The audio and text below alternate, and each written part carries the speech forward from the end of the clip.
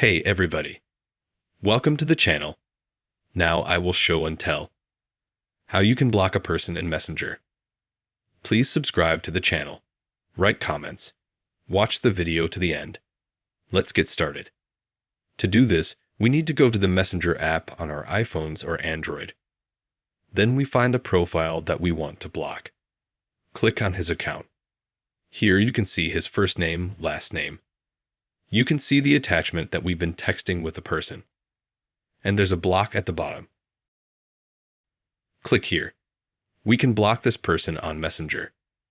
And we can also block them on Facebook. Select the Messenger block and click on the block.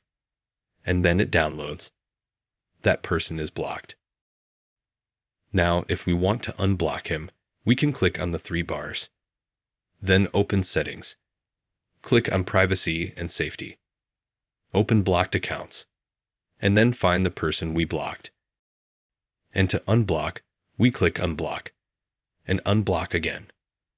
After that, we were able to unblock this person, and now we can correspond with him again. The most important thing is that you have understood how you can block a person in Messenger. But if you liked this video, you can like it, subscribe to the channel. Goodbye.